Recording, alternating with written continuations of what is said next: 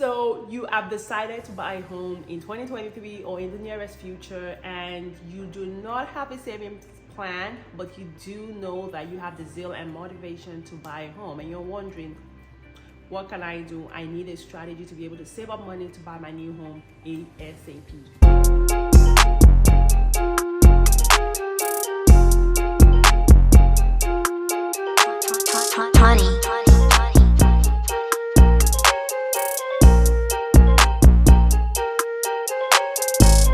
Today we're talking about 2 fail-proof methods or strategies to help you have a savings to buy a home.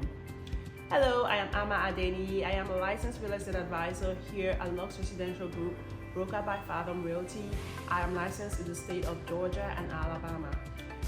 First of all, let me talk about the cost of actually buying and owning a home in the state of Georgia and Alabama, those 2 states I am licensed in. When you try to buy a home, you definitely need the down payment. Everybody knows that the down payment is an important part of you buying a home, unless of course you are a veteran or you have a VA loan eligibility that allows you to buy a home with 0 down. Also, some mortgage companies and some lenders do offer 100% finance loans where you have to bring 0 down to the table. If you have a lender that could give you that, of course, that's also a strategy. But for those of us that will have to bring down payment to the closing table to buy a home, what are the ways you could save money, especially when you have a job, you have good credit, and you just want to have a fail-proof plan? The first way is to use what I call an high yield savings account. Most banks offer this. I am not affiliated with any banks, but I know for sure that Amex, T-Mobile, surprisingly, T-Mobile Money has a very high yield savings account, and I want to say maybe Federal, but I'm not so sure if that's what it's called.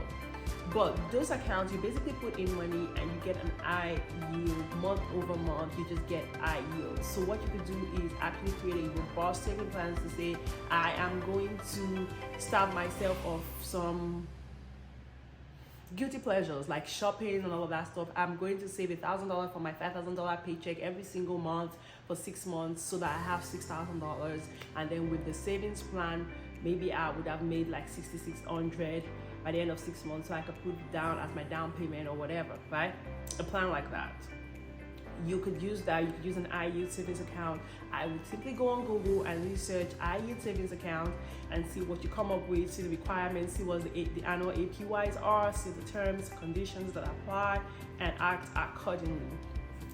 Another way to do that, for those of you, I have clients that have done this personally, and these are I would recommend this for people that have a job, an high-paying job, like 6 figures or close to 6 figures and up, and they can curtail their expenses. I've had a client do this. If you're buying a new construction home and you know the home is not going to be built for like another 6-7 months, you could also speak with a lender. I feel like this is going to be a lender based on good, different according to the lenders, but for the lenders I know of, as long as they qualify you based off of everything else and you do not have the down payment, they can allow you write out your savings plan with them, and then you just walk through it and save month over month till you get to the closing table. So basically the gist of it is, I'm shooting this video in May 2023, and you find a new construction property that will not be ready till December 2023. That gives you 6 full months, and you only need, say, $13,000 for your down payment. You can have a plan where you actually have to write this plan. It's like a letter of explanation with the lender to say, I will be saving $2,500 every single month for 6 months so that I will have my full, whatever, $1,300 to pay for my down payment in December. Okay, I'm just using that as an example. So $2,500 for 4 months is already $10,000. For 6 months, that will give you $15,000. That gives you $2,000 in reserve. That will most likely be very comfortable with the lender. So you create that plan and you actually stick to it. You're gonna have to have the lender will not want to know intricate details of how you're going to save that money, especially if they know that your paycheck can allow you to save it, but you just have to have that plan down. So for people that are thinking, oh, I saw a new construction home, I love this home, it's going to be ready in December, I have to get under contract now, but I don't have the savings now, that's an option. You want to table that with your lender and ask, can I do that? And they'll typically look at your credit profile, look at your financing, your track record, and see if it's actually possible or it's just a pipe dream you're trying to sell. But this makes homeownership very affordable for you because you're already on the contract, you have some skin in the game, you most likely already put down a deposit on the house, you're going to be in the process of the new construction process, you're going to be meeting with the builders and everybody, and just getting emotionally involved in the process gives you a certain unwavering sense of commitment to that goal, that if you have to starve, I'm exaggerating, but if you have to starve to make sure that you have that savings goal for the month met, most homeowners will do that, or most potential homeowners will do that. That is something that's also an option that you want to try out. It's very feasible, and I know that whenever I tell my clients this, they always get motivated and say, oh, that sounds amazing, because again, you know that you're one step in the process, you're working hard, and you know you'll get there. But I want to warn you, most lenders will actually check your account every single month end to be sure that you're actually following suit, because they don't want to keep you on the contract if you can't even keep up with your set goal.